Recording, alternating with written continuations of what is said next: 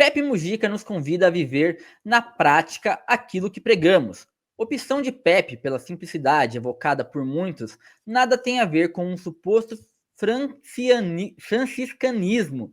O fez por saber que um mundo mais justo se constrói distribuindo o excesso de poucos à maioria. Esse texto é do Guilherme Ribeiro, é um texto que deixa a gente reflexivo, mas com o coração quentinho, sabendo que as pessoas que vivem o que pregam permanecem vivas nos nossos sonhos e nas nossas lutas. Gui, o que você destaca desse texto? Que é seu, aliás.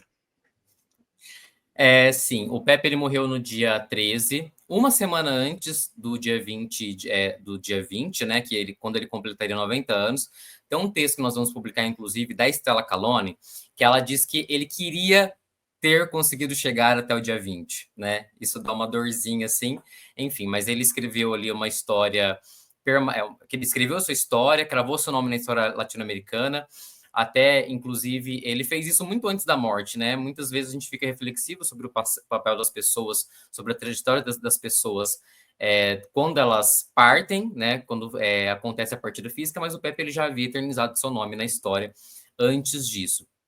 Bom, no texto eu trago ali alguns acontecimentos em relação à vida dele, em relação à guerrilha nos Tupamaros, que foi uma guerrilha ali que praticava vários atos, né, assaltos, sequestros, assassinatos como forma de resistência, e também revelava casos de corrupção e concentração de riquezas. E o dinheiro que eles roubavam, eles distribuíam para a população pobre de Montevidéu. Isso é bem interessante. Fala também que ele foi preso 4 vezes, que ele foi alvejado, por exemplo, certa vez com 6 tiros, algumas balas permaneceram no corpo dele, e até que ele chegou à presidência do Uruguai, reduziu a pobreza de 37% para 11%, além de legalizar o aborto, o uso da maconha e também o casamento homoafetivo. Isso para citar alguns, né, dos feitos, mas ele fez muito mais do que isso. E aí tem 2 pontos que eu acho que merecem ser destacados. A gente pode começar falando sobre a prisão dele, que ele ficou preso durante 14 anos, e desses 14, 12 foram numa solitária de 1,80 m por 80 centímetros. Então, é difícil imaginar como uma pessoa passa 12 anos num ambiente como esse, sem luz, nas condições que ele estava sujeito ali, e ainda assim consegue sair, retomar a carreira política pela via institucional e chegar à presidência, né? O que, por exemplo, Memórias do Calabouço, que é um livro que fala sobre, não só sobre o Pepe, mas também os outros 2 presos políticos que estavam lá, é que desapareciam os limites entre a realidade e a imaginação.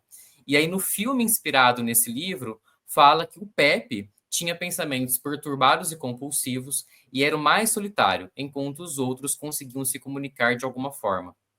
Então, assim, realmente a gente vê que ele foi convidado a abraçar a insanidade. Ele conseguiu, apesar, né, de algumas questões que fala, por exemplo, que ele fez uma amizade com 9 rãs, que ele observou que as formigas gritavam se você chega perto o suficiente para ouvir.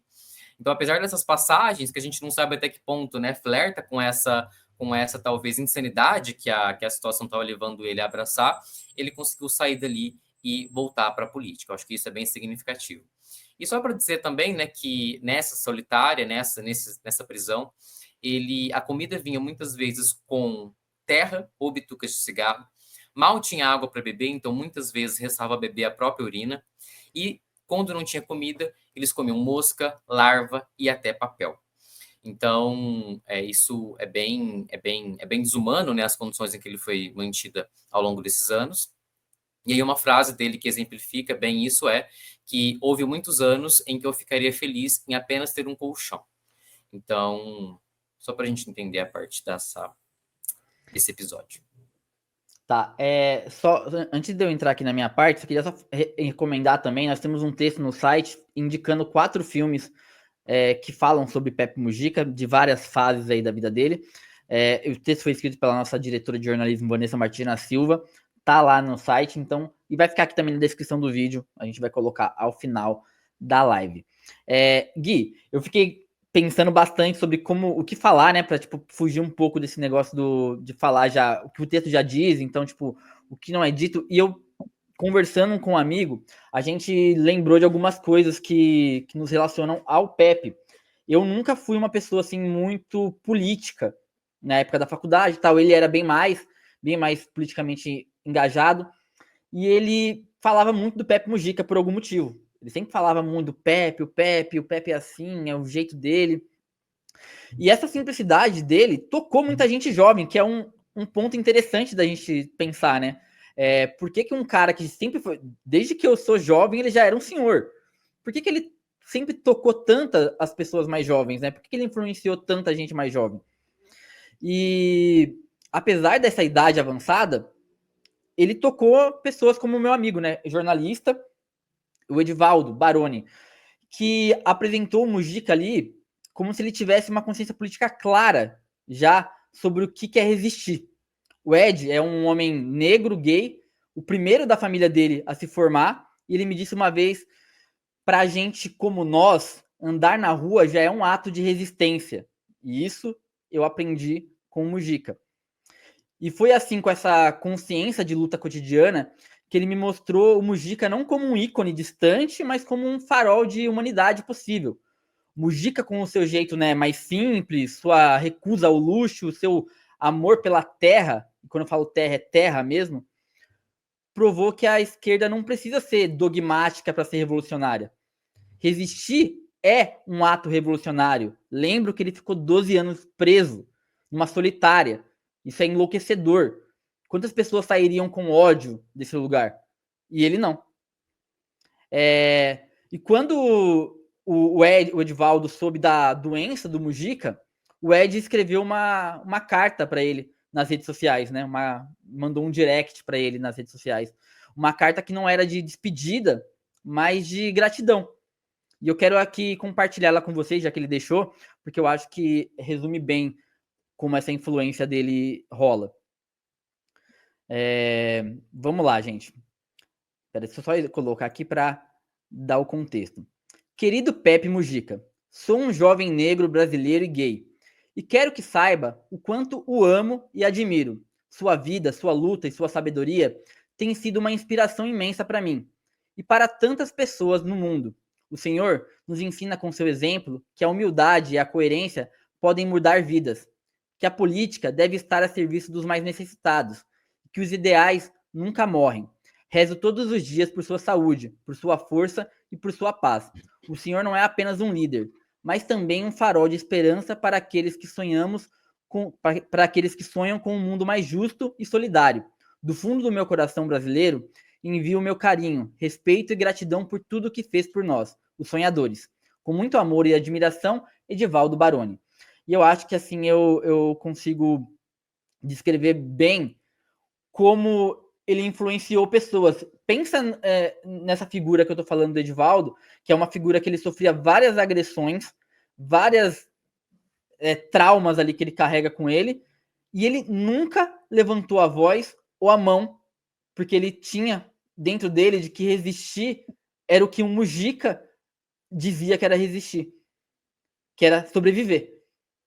Você passar mais um dia, você vencer, isso é resistir. E eu acho que essa lição, assim, apesar de eu ser muito mais da luta corporal, eu acho que é, sim, um exemplo de vida, assim, para mim. Eu tenho muito orgulho desse meu amigo e eu tenho muito carinho quando eu penso no Mujica. Eu não fiquei triste quando eu soube que o Mujica morreu, Gui.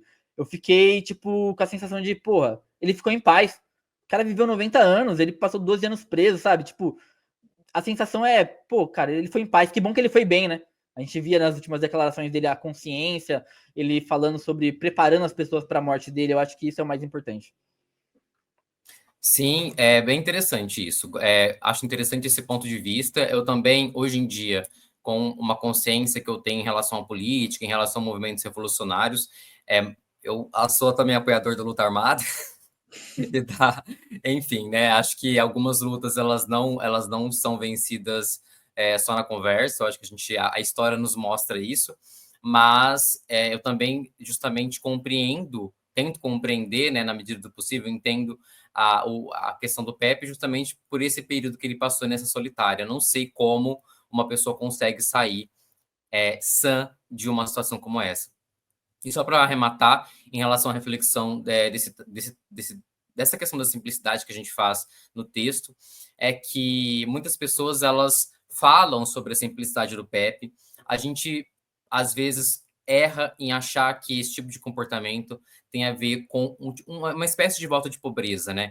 A direita e a extrema-direita muitas vezes associam qualquer coisa relacionada à esquerda, a defender um estado de bem-estar social, ou a quem defende, por exemplo, um projeto socialista, como um voto de pobreza, como se as pessoas fossem abdicar de absolutamente tudo e falar, não, vamos viver numa suposta, entre aspas, miséria. E não é sobre isso, primeiro ponto.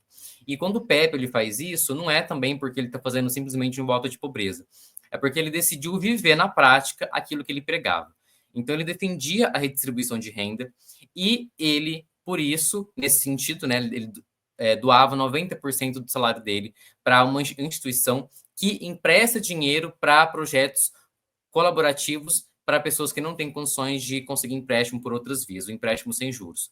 Então, ele vivia na prática, de fato, que ele pregava. Ele entendia que um mundo melhor, um mundo com menos desigualdade social, um estado de bem-estar social é construído através da redistribuição de renda, pegando o muito de poucos e distribuindo para a maioria.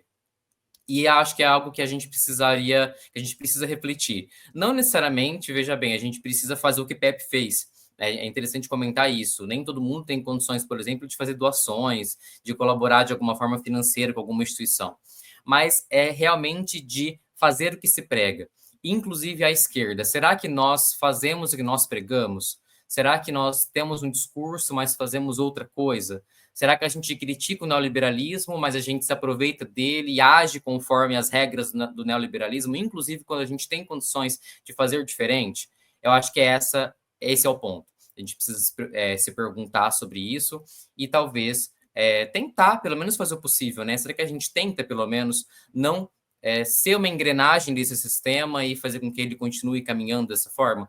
Porque a gente tem várias opções, né? E algumas pessoas têm mais opções que outras, de às vezes construir um mundo melhor, de contribuir, de usar suas plataformas, sua voz para fazer algo, para mudar de fato essa realidade. E algumas pessoas optam por fazer, outras optam por não.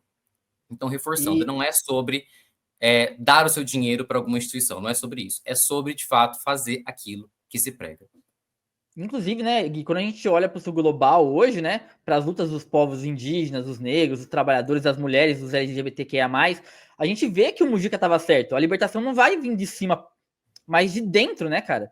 De cada gesto de resistência, de cada ato de solidariedade, cada vez que a gente escolhe não se vender só por dinheiro, sabe? Porque a vida não é só dinheiro. Eu não quero também dizer que não é importante dinheiro, mas não é só isso. E não se calar e não desistir da sua ideia, né, cara? Daquilo que você acredita por coisas mais fúteis.